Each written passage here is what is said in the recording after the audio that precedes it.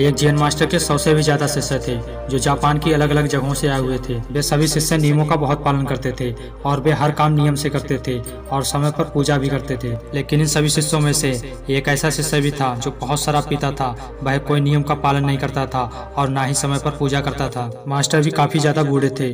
उन्हें देखकर आश्रम में यही चर्चा चलती रहती थी कि मास्टर किसे अपने रहस्य बताएंगे और अपना उत्तराधिकारी किसे घोषित करेंगे। सभी का अनुमान था कि मास्टर के कुछ प्रिय शिष्यों में से एक ही अगला मास्टर बनेगा। इस प्रकार कुछ समय बीतने के बाद मास्टर ने मरने से कुछ समय पहले उस शराबी शिष्य को बुलाया और अपने सारे रहस्य बताकर उसे अपना उत्तराधिकारी घोषित कर दिया। यह सब देखकर बाकी शिष्यों ने उनका विरोध करना शुरू कर दिया। इनमें से एक शिष्य क्रोधित होते हुए बोला, हमने एक गलत मास्टर के लिए अपना बहुमूल्य समय बर्बाद कर दिया। आपने हमारे जैसे गुणवान शिष्य को चुनने की बजाय एक शराबी शिष्य को चुन लिया। उस शिष्य की बात सुनकर मास्टर बोले, पुत्रों, मैं अपने रहस्य केवल उसी को बता सकता हूँ जिसे मैं अच्छी तरह से जानता हूँ। ऐसा कुछ नहीं है कि मैं सिर्फ शराबी शिष्य को ही ज्यादा मानता हूँ, बल्कि उसे मैं अच्छी तरह से जानता हूँ। गुणवान तो तुम सभी शिष्य हो, लेकिन तुम सबने मेरे सामने हमेशा अपनी अच्छाइयाँ ही रखी, अपनी बुराइयों को कभी सामने नहीं आने दिया, जबकि यह ठीक नहीं है, क्योंकि अक्सर इन गुणों के पीछे व्यक्ति का घमंड, गर्व और असहिष्णुता छिपी रह जाती है। इसलिए मैंने उस शिष्य को चुना जिसकी मैं बुराइयों को भी देख सकता हूँ